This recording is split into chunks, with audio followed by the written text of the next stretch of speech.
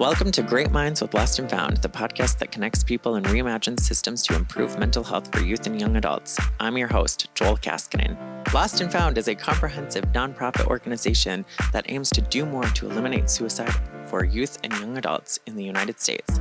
Now that you know who we are and what we're all about, let's get to the show. Welcome back to Great Minds with Lost&Found, the podcast where we reimagine systems and connect people, all to improve mental health in our communities. I'm your host, Joel Kaskinen. I'm sitting across from Cherokee McAlpine, a fellow South Dakotan, and we are recording live today in Brookings, South Dakota at South Dakota State University in the American Indian Student Center. So first, we want to just say thank you to them for allowing this space to have a live podcast recording. So Cherokee, without further ado, if you would just introduce yourself, kind of how you got connected to Lost&Found and to mental health work, and then we'll just jump into the conversation. Well, I'm Cherokee. I'm 22. I'm 23 next week, actually. Oh, happy early birthday. Thanks. I started I really like to advocate for foster care change and mental health. I started it when I was actually a teenager. I wasn't able to learn to drive right away when I was a teenager, and they kind of sparked my anger of the systems, how broken they are, and want the desire to change things. And so then I started my advocacy journey, and then I went to I've gone to several different things where I've spoken for my story, and recently I went to drawing a blank on what it's called. That's okay. The it's for the residential programs. I can't remember what it's called. Like a conference? It's a conference, but I can't remember what the title is all of a sudden. But I went there and I shared my story and I connected with a lot of different people. And then once I connected, I wrote down other email addresses and phone numbers. And I remember people were like, she's going to get your number. And so then I connected with people afterwards and I was like, it was great to meet you. And if there's anything that I can ever do to help. And then that's how I ended up being here, because I just kind of reached out to as many resources as I possibly could, saying I want to share my story and That's cool. Share what I can do. So you got connected to Lost&Found through networking at a conference. Yep. Okay, well, that's amazing. I always love to find out how people know about us, because we are a relatively small organization, even though we've been around for quite a while. So I'm always curious kind of where people got connected and what their stories are in terms of working in the mental health field or volunteering and advocating. So, so it sounds like you want to change systems, which is all about, that's what this podcast is all about. Mm-hmm. So I want to go back to something that you said about the foster care systems. You have some personal experience with that, and you shared that you have some anger that's kind of what stemmed your advocacy work. So can you talk me through maybe some gaps that you see in that system that you have tried to address as an advocate? My biggest one is learning to drive right now. I'm working with an individual on trying to figure out ways that we can help kids learn to drive. Oftentimes in the system, it's like a reward and punishment system for learning to drive. For me, it was a liability issue. I was with Abbott House, and so as a kid, I've been in and out of the foster care system since I was 3 years old. And so with learning to drive, my mentor that I had at the time had to sign a waiver saying that she would pay all costs out of pocket if I crashed her car. Wow. And I remember being eternally grateful, and I still am grateful to her for signing that waiver and saying, yep, I'll pay out of pocket. I won't sue Abbott House, that kind of stuff. And that's how I got learning to drive. But a lot of kids don't get that opportunity. It kind of just is a luck of the draw, depending on what foster home you're in. And so that's currently my focus. But there's much broken about the system, separation of siblings, that kind of thing.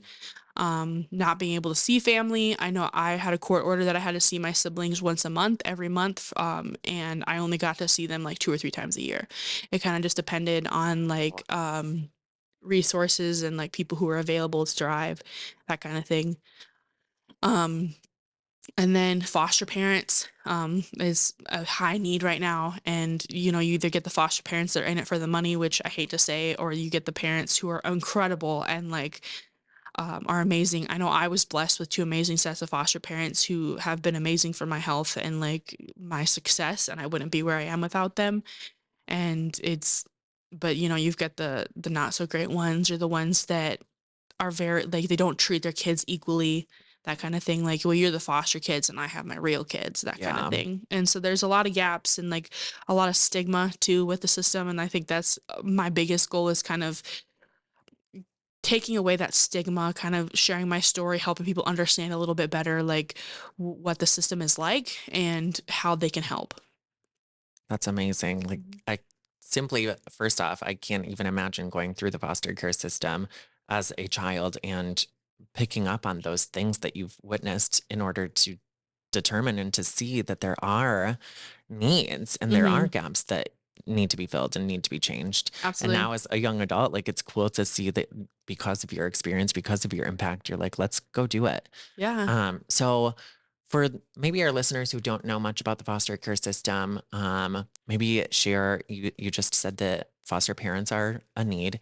Mhm. How would someone get involved with that? How would someone be, signed up or tested or whatever the process is to get involved with working in the foster care world? I know oftentimes your local DSS office or your local social services office of whatever kind, you can go in there and get resources on how to become foster parents. There's a lot of classes you have to take, so it's not exactly an easy process, but I think it's a worthy process.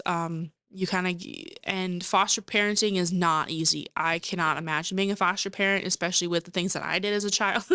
I was not exactly easy, and I was a Spitfire, and Yeah. so I think about that, and I'm grateful for the people that were in my life that have been in the foster care system for me. And you got to remember the small victories, I Yeah. think, is the biggest thing that I would have to say, is if you go into foster parenting or foster care in any way, like, celebrate those small victories instead of the big ones. Like, your kid might be a Spitfire still, but at least he called you mom or something, Yeah. that kind of thing. That's cute. And actually a really good way of kind of reframing things Hmm. so that way you can stay positive and Yeah, remember those absolutely. small wins because like you said it's probably really tough. It's a tough job. I Yes. mean, being a parent in general is a tough job. I can't say from experience, I'm not a parent, but again, like I put my parents, like through a lot Yeah. because I was a terrible child. And if you were a Spitfire too, like, Yeah. it's got to be tough, especially Mhm. as a foster parent. So that's interesting. Yeah, I know I'm actually 3.5 months pregnant, and I can't imagine, like, being a parent, I'm not prepared. And I was like, if my kid's anything like me, we're gonna go rounds 'cause, like, oh God, I was like, if I have a kid like me, we're not gonna do so hot. Well, praying and manifesting that this child is wonderful, but Yes, hopefully. also you're fully prepared to handle Yes. it. I know that you'll be great. Congratulations, by the Thank way. you. Yeah, of course. So kind of share with me a little bit of your experience working with youth. You said that you now volunteer in that world, or are you working full time in this I world? work full time at Summit Oaks, Okay, you are full in time Sioux at Summit. Falls. Yep. Okay, so for those if our listeners who don't know what Summit Oaks is, will you just explain that too? Yeah, absolutely. I've worked. I'm coming up on. It'll be 3 years in March that I've worked in residential programs. I worked at Abbott House for 2.5 years myself. Kind of came back to the same program that helped me grow up. But recently, I moved to Sioux Falls to be closer to my brother who's autistic. So then I got another residential treatment program job. Basically, residential treatment helps kids and youth that have been through trauma of some kind, or are struggling with different things in their life.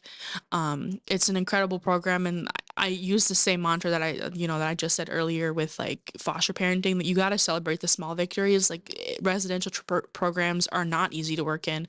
It's a huge need. So if you ever, feel you want to work with kids, it's a great opportunity, but you gotta have have a heart of gold, but also like armor of steel, because they can get to you, like, and sometimes I remember there's been a few times, like, the kids will be struggling with something that I personally have gone through, and then that's really hard too. So you got to Yeah, be prepared to, like, work through your own trauma and your own issues, and, like, definitely. be prepared to, like, not, because it's not helpful if you, like, I can relate to you, like, it's not helpful to the kids. Unfortunately, I always kind of wish I could be like, I can relate to you and I know what you're going through, but that's not in the moment. They need to focus on themselves and, like, Mm, that, that kind of stuff. And so it's a beautiful opportunity, and kids are funny. Like, they're great. And I can't imagine doing anything better. And I know yesterday, actually, for example, we have a kid. who's lower functioning, and he was able to start doing things he hasn't been doing before,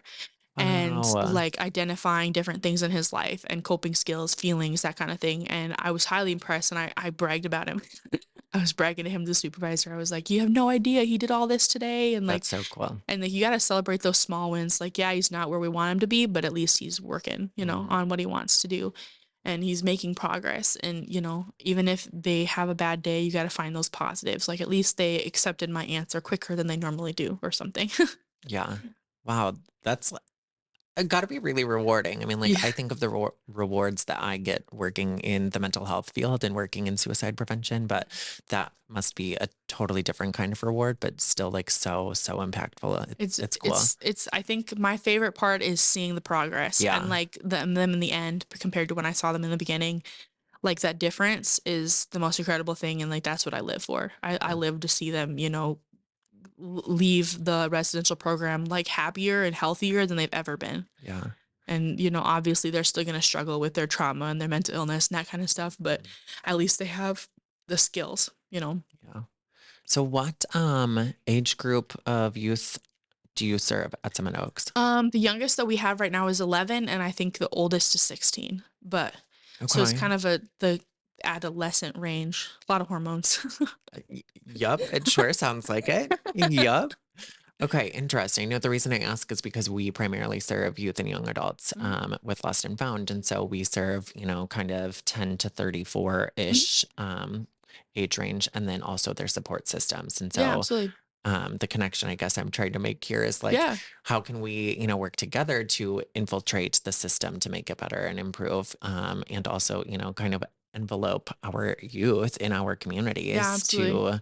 to, do better because they're in the Yeah. residential treatment program, but then we can also offer services and resources too.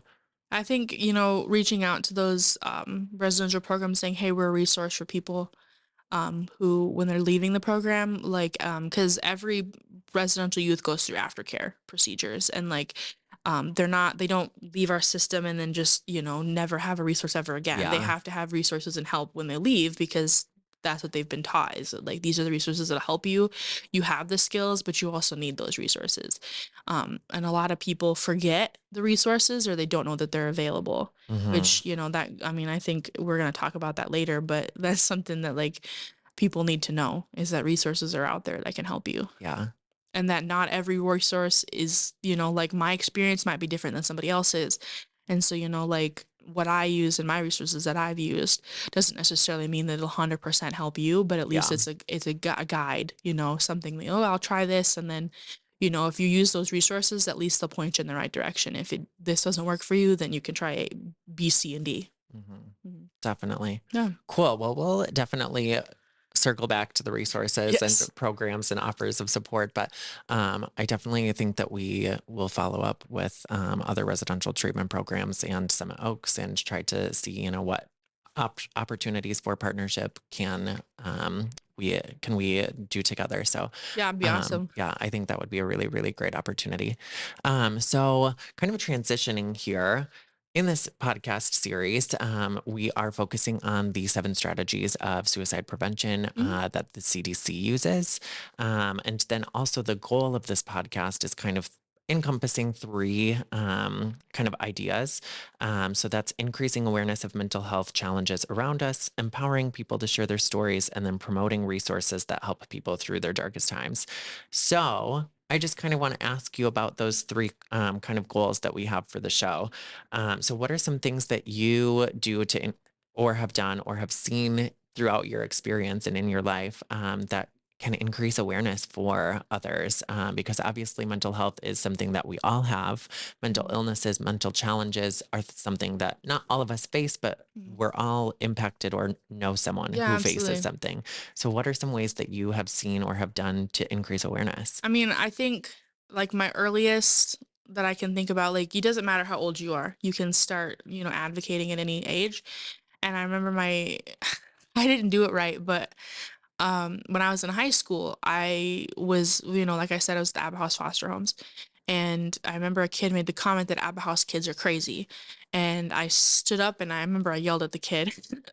And I was like, "They're not crazy. You have no idea what they go through on a daily basis." And like I like went on this rant, and then I remember the teacher just sitting back and be like, "Yeah, all right, okay, we can do this." Like, and like speaking up, for different situations. Like if you see someone struggling, or you see someone that has a stigma about it, like educating. You don't have to be have a degree or like work in some like awesome amazing thing like Lost and Found to be able to advocate. You can just say, "Look, I noticed that you said this about this, and I just wanted to educate you a little bit. Like this is what it's really like, and this is how you can get help, and like it's normal, it's natural. Like it would if it wasn't natural, it wouldn't happen. Just how it works. It's biology. Like Yeah. it just occurs. Like obviously there's environmental factors, and then there's biological factors and genetic factors, and you can go on to science about it, but it's still natural that you Mhm. struggle with these things. And so sharing and speaking out, I think, is a big way. And then if you can get involved in those systems, get involved in those systems Mhm. and advocate.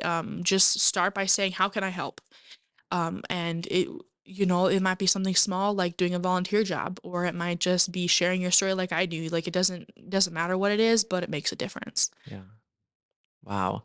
Um, I guess this is a perfect segue here. Sharing your story. It's Yes. something you obviously do very Yes. regularly. It's something that you feel very comfortable with. Through our 30 Days, 30 Stories campaign and this podcast, we're trying to empower people to share their stories. Mhm. Because ultimately, I personally believe that storytelling is suicide prevention. It's kind of a Yes. mantra that we use in our organization. And the whole reason that we kind of are successful in what we do is because all of us share our stories, and Yeah. we not only share our own, but we empower others, Mhm. like we guide them on how to do it safely, and we encourage them to grow and, to heal through sharing their stories. Mhm. And by also making sure that they're comfortable and have the Yeah. resources to be able to do that Mhm. in a way that works for them and Yeah, doesn't absolutely. put them in an unsafe space. Mhm. So, um, is there some like good stories or good tactics that you've seen used to empower stories, whether that's you sharing or maybe someone that inspired you to share your story, or I guess how did you come to this brave space of being able to say, I want to share my story? Um, it all started, so this is goes back years, but when I was in Abbott House, I didn't have a foster home to go to, and at the time, they only had one foster home, and I had nowhere to go. I had no biological family that was either willing to take me or could take me, so I was kinda stuck at Abbott House. And I remember we'd watched the movie Letters to God, and me and another peer were like, "We're gonna write letters to God." And so we wrote letters to God, and I remember I talked to this peer later, and I was like, "What did you ever write in yours?" And she goes, "You know what? I have no clue." She was like, "It's probably something stupid." And then, but mine, I wrote that I wanted a family. And then Oh, you turned it into the mail area, and then I remember I just put God on it, and I didn't think anything of it. And then like a year and a half later, I remember I was visiting the foster home for the first time, and Tyson Schultz is the director of the foster home, Bridges program, and he walked in and he was like, "Have you looked at that book?" And it was the dedication book. And I was like, "No." Like, why would I look at the dedication book? In my head, I'm a 12-year-old kid, like 14-year-old kid. Who cares? Like, I don't care who dedicated money. I'm just in a cool house. Like, and he was like, "Look at that book." And I remember I looked at the book, and on the first pages was my letter to God. mm. And then they told me Wow. that what happened is that it came across Virginia Lambert's desk, and she gave it to Eric Clues, who then used it. They used it and to share why they should open more homes. Like it was, and Wow. it like generated tons of money, and it was incredible. And I don't talk about that a lot because it's very like that was a very emotional part of my life. Like if I was very vulnerable in that moment, but and it's weird to think that something so small and so vulnerable could make such a big difference. But and then that's when and it kind of started. I remember they asked me to read it, and they would record my voice so that they had it for like slides, and then my voice would Wow. be reading the letter and have Yeah. more of an impact. And then I remember my first time ever speaking was at a church. And I don't remember where, but I remember that we went to this church, and I, shared a little bit of my story, answered a couple of questions, and that was it. And then that was when I was like, I can do this. Like, and at that one, I didn't really share a whole lot of my story. Um, and you can share your story however you feel comfortable. I Mhm. had, somebody that I went to the peer conference with actually wrote down everything about her life and then crossed out the stuff she didn't want to share. Like, she answered in as much detail because we had questions we were supposed to answer, and she answered as Okay. much detail with as much description as possible, and then she just crossed out like this part I'm not Cool. really comfortable sharing, and crossed it out. And it was perfect, and she had a wonderful, amazing story to share, and it was incredible to hear that. And she was comfortable and she felt safe. And for me, I take weeks to prepare. When I know that I'm sharing in front of an audience, I read the questions, and like, the whole car right up here, I was talking to myself. Like, I was preparing what I would say.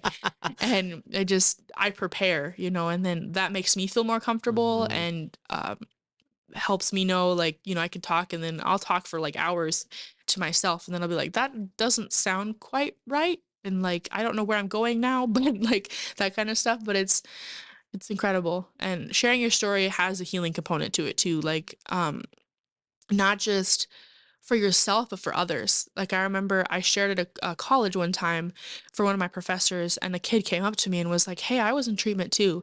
And I remember it was incredible to, like, he was like, I'm so glad that you could share your story. Like, it made me feel less alone, that kind of stuff. And like, I was like, man, like, that's so cool, like, that I'm touching these lives. And then I got feedback one time from the same professor, and somebody was like, I've always contemplated being a foster parent, but now I want to be one.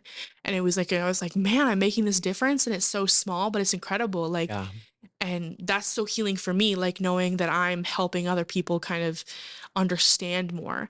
Hmm. And helping people were like, I never thought that the weird kid at school probably was being abused, but now that I hear her story, like, maybe that's what was going on.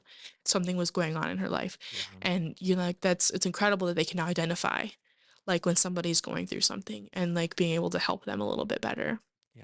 That lived Just experience kind of gives you a lens to view yeah. other behaviors and attitudes through, Mhm. yeah, I do the same thing, honestly. So that's really cool. Yes. Kind of moving us into that third goal of both the 30 Days, 30 Stories campaign Mhm. and the podcast, is providing people with resources and support systems so that way we can build more resilient communities and we can reach the most people that we possibly can in order to improve mental health for everyone in our communities. Mhm. So, what are some resources and supports like structures and systems that you've relied on, but also that you've referred to, like for other people that you work with? I just ultimately we want to envelope and arm everyone we possibly can Yeah, with all of absolutely. the resources. So, hearing from your lived experience, the things that you have found that works, Mhm. what would that be? So the big thing that I've done, I've gone to therapy since I was 11 years old. And even when I didn't necessarily need to go, like, my mental health was, my mental illnesses weren't really acting up and I was doing okay, like, I still went. Hmm. Like, it was nice to have at least somebody to vent to about, the inconveniences of life. And so I've always gone to therapy. Um, another resource, sorry. It's okay. Another resource that I've used is medication. I didn't take medications actually when I am and left the foster care system. I stopped taking my medications. Mm. And then in August last year, I started taking medications again. I kind of came to like a low point in my life, and I was like, I need more help than what therapy is providing. And so I started taking medications again. And then in December, I had an episode where I wanted to hurt myself and hurt other people, and I was really struggling. And I remember I called my dad, and my dad called my mom, freaking out. And my mom called me and was like, "What's going on? Like, are you okay? Like, your dad has no idea what you just said to him, but he's on his way." And I remember I'd locked myself in the garage because the person I wanted to hurt was in my house, and I was like really frustrated and upset. And my dad came, and then I had him help me kind of do what I needed to do at the house. And then I sat in the corner, and I remember I was crying, and I said to my dad, I said, "Do you think I need more help than what I'm getting right now?" And he looked at me and he said, "Yes, because I've never seen you like this. It's been a long time, and this is like the worst it's ever been." And I was Yeah. like, "Okay." And I remember I called Mitchell Clinic, actually. That's where I first went. And they were like, "Well, we can't get you in right now. But nobody has available openings, but try DCI, which is Dakota Counseling Institute in Hmm. Mitchell." And I was not a client of them, but I called them anyway. And it was incredible. I remember I talked to the first lady and she was like, "How can I help you? Need to schedule an appointment?" And then I just kind of was like, I want to hurt myself. I don't wanna hurt other people.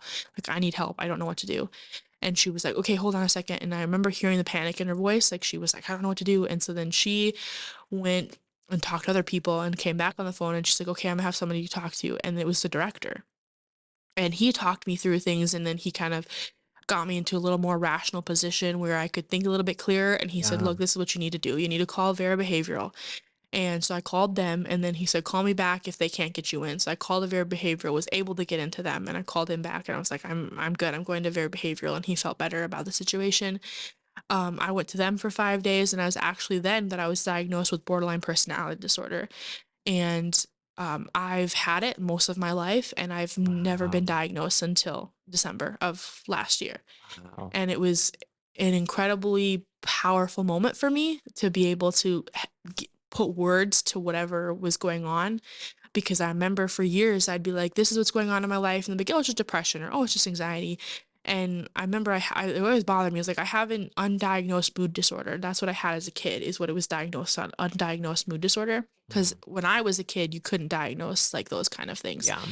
And um, so when I finally had a phrase for what was going on with my life and I could research and find the proper skills and like help myself as much as possible, it was incredible.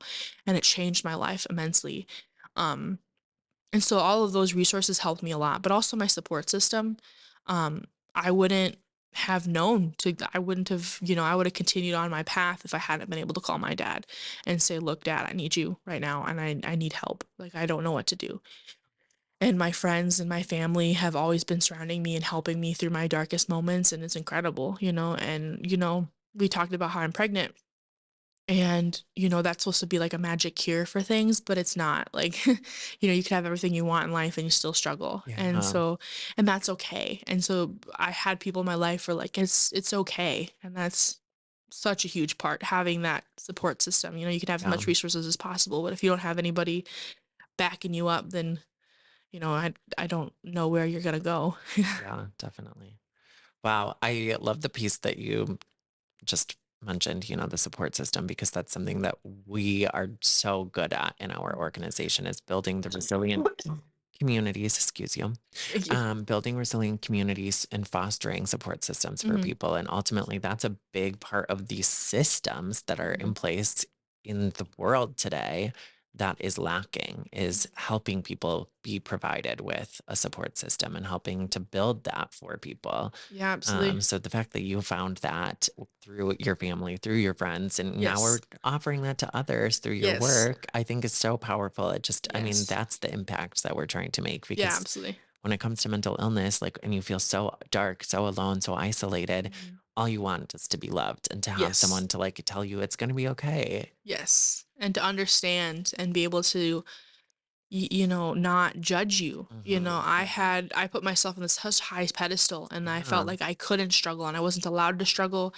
because everyone in my life would be disappointed in me, and ultimately, when I had my worst moments, instead of being angry, disappointed with me, they all surrounded me. Even my boss at work, because I was working at the time in the foster homes and I had to leave work early to go to a very behavioral. And I remember the boss sat me down and she was like, "Look, here's the deal. What happened wasn't great, but I'm glad that you got help that you needed, and let me know if you ever need anything because it can't get this bad again. And we don't want you to get this bad again." And I said, Yeah. "Okay." And so then instead of like firing me for it, she sat me down and she said, "Let me know how I can help you." And it was incredible that I had those resources, even with my work, they'll understand, Yeah. it's a matter of like Wow. putting those things into words. Yeah, absolutely. I Yeah. mean, you really have to think about like, so often people can't put language around how they're Yes. feeling, and that's why support systems are so critical Hmm. because you do feel that isolation. But Hmm. yeah, anyway, so we've talked support systems, we've talked resources, we've talked, a ton of stuff. From your perspective, I'm just curious. We like asking people if you could wave a magic wand and all resources and everything that you have already shared today, Hmm. not factoring that in, but you could just wave a magic wand, have $1 million or however much money and unlimited resources. What would you change about the foster care system, about the mental health systems, how would you make it so everyone was feeling safe, feeling comfortable, and had the resources that they needed? I think my biggest one would be stigma. I'd want to end that stigma because the stigma ultimately is like the getter. Like, if you have that stigma, you're not getting the help you need. Mhm. And like, there's a lot of resources out there, and people don't use those resources because they have that stigma. And not only that, like, I'd want to make it an equal playing field for the foster care system, depending on what foster home you're in, that's where I'd want you, you still have equal opportunities. Excuse me, I'm sorry. That's okay. Um, and I think I gotta think of how I want to word this. Like, easier access, Mhm. I think, because I think about like people in my life who don't have like um mental health and or mental health. They have mental health. They Yes. don't have health insurance or like access. Thank you. They don't have access to um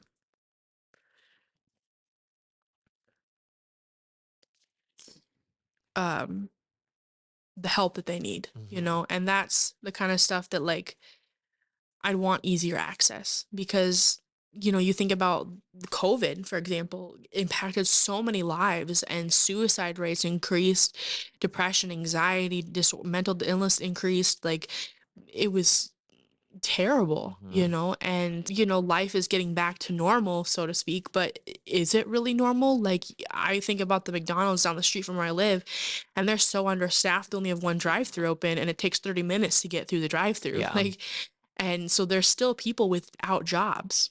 And there's so many reasons for that, and mental illness is a huge part of that. Sure. Sure. And having easier access, to getting that help that you need, whether it's more affordable or it's just closer to you, whatever it is, it just, that's something that's so, so, so important. Mhm. And so my magic wand would would definitely make easier access because I feel like that's because a lot of people go undiagnosed or Yep. misdiagnosed. In my case, I was misdiagnosed. I was never an undiagnosed with it, and having that diagnosis helped me a million and ten. And, some people don't want the name to whatever's going on, but I think it's so powerful to be able to, Mhm. it feels so huge and so big what you're going through. And it feels like it's something you can't conquer. And so then when you're able to put a name to whatever's going on and you're able to research and use those skills and use those resources that you're learning, like, you can fight your demons, I guess, and Yeah. so much more ease than you would without that name. Yeah. Well, and then you can find the appropriate support that you need too, Yes. because with a misdiagnosis or an undiagnosed illness, like you don't know where to turn. You don't know what medications to take or what's going to cause harm or who to turn to in times of need. Yep. Like with a Yes. diagnosis, you can, have a little bit of closure, a Absolutely. little bit of clarity. Absolutely. Yeah. I know that when I found out I was diagnosed with borderline personality disorder, my first day back from the hospital, my mom and I sat down and were researching it, and we found a workbook, and my mom bought it for me, and she goes, "Consider it an early birthday present."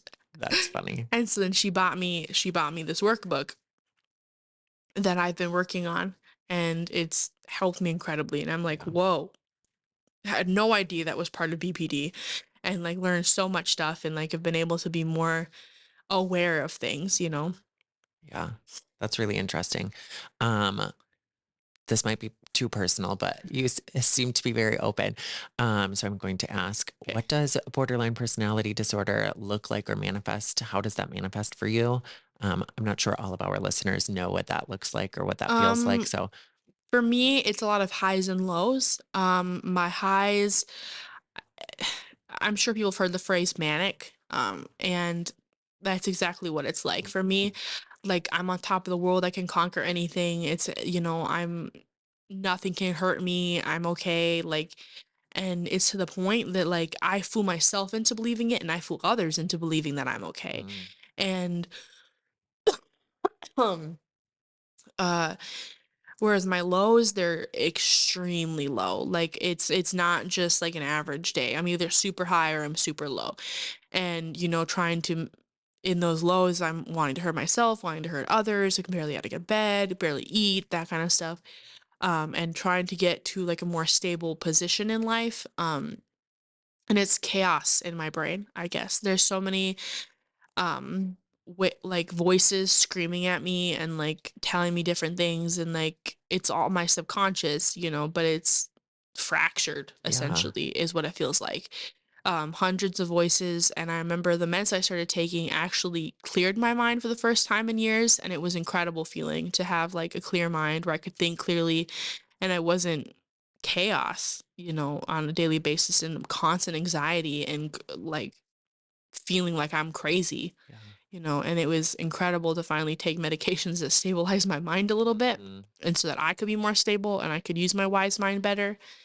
Um, and then like I have anger outbursts a lot. Like not a lot. They're more infrequent, but they happen and they're very violent. Like my December was the last time that I was violent with anybody. And I tried to go after somebody twice and like try and hurt them, and it's like not the greatest situation. And I remember they threatened to call the police, and I was like, "Dude, I'm not scared." Like, it's not great. Like I'm very ballsy when I get to that point, and it's not good. And it I struggle a lot um with self identity and kind of understanding who I am as a person, and being able to feel comfortable in my own skin, I Mhm. guess, and feeling comfortable in my life. And um, you know, my kind of my mind and my environment kind of reflect each other. If I'm really struggling, then my environment's kind of really messy.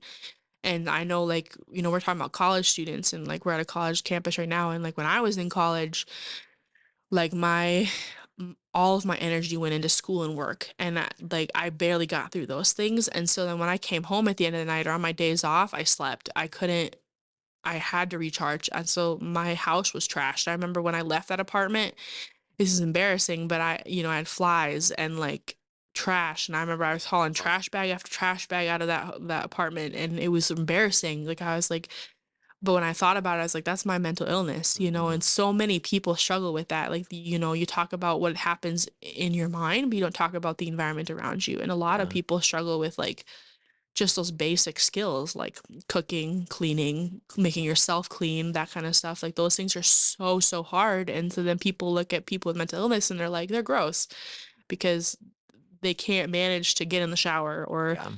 clean up their trash or like make a meal for themselves, that kind of stuff. And it's hard. Yeah. Where did you go to school? What'd you study? I went to Mitchell Technical, what's college now. It was Mitchell Technical Institute when I went, but it's college now for whatever reason. Okay. But Great. I studied human services.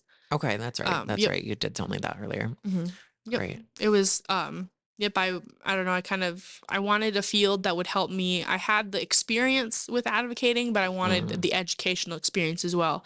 Kind of help me understand things a little bit better. Yeah, definitely. Okay, again, you're like nailing these segues because I'm thinking through like education is a lot of the work that we do, Yes. and advocacy, education through advocacy is really important. So, if there's, and we'll ask you this question later for the 30 Days, 30 Stories campaign too, but if there's one thing that you wish that everyone knew about mental health, about suicidal ideation, about self harm, about BPD, like whatever you kind of want to make this about, Mhm. what would that one piece of advice be for everyone? I think it's okay to not be okay. And it's okay that like we're talking about me being pregnant, and I have an amazing fiance, and I still struggle. I have everything that I've ever wanted in life going for me right now, and I still have a hard time getting out of bed some days, Yeah. or cleaning my house, or like going to work, that kind of stuff. Like those are really hard for me still.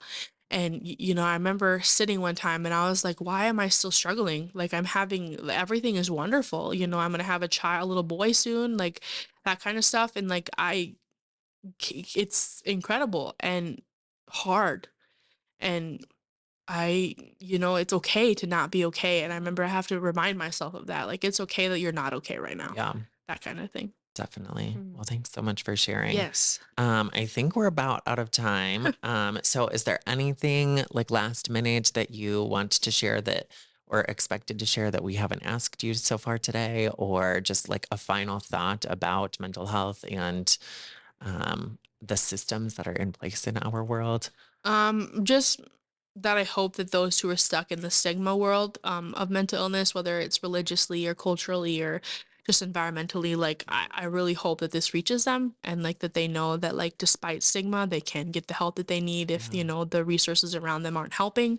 Because I know a lot of there's religions out there, cultures that believe this is the way you should handle that stuff. And then if you don't, then handle it that way, then, is it are you really okay or really doing things the way you should? And so I really hope that they know that they can have the resources out there and get the help and that they'll be culturally and religiously sensitive too. It's not gonna just be like go against your culture or go against your religion if you get that help. They're gonna be so sensitive to what your experiences are and how you're raised. Yeah. That was beautifully said. Thank you. Yeah. All right. Well, that does it. Thank you so much, Cherokee. I really appreciate you taking the time to share your Yes. story and to join us in conversation. I hope everyone listening enjoyed the conversation as well. I do just want to plug your 30 Days, 30 Stories campaign that we have going on. You are one of our storytellers. So, Yes. listeners, be on the lookout for Cherokee's story later this month. Every day of September, we will have a story from a South Dakotan with lived experience. And we are sharing their stories of resilience and overcoming. And Cherokee's just one of the many beautiful stories. So thank you so much. And stay tuned for a book. Oh, And it's supposed to be 2 weeks from now. It should be published. It's my poems oh my from gosh. the Well, last we're 10 years. definitely going to look at that. It's called Picking Up the Pieces. So I love keep that. in 2 weeks, start looking. Great. Okay. Well, we will pick up some copies. Awesome. Thank you so much, Cherokee. Absolutely. Thank you. Thanks so much for listening. Remember to subscribe, rate, and review Great Minds wherever you listen to your podcasts. For more information about Lost and Found, go to resilienttoday.org. That's RESILIENTTODAY.org. Follow us on Facebook, Instagram, Twitter, LinkedIn, and YouTube at Resilient Today. Until next time, do more and stay well.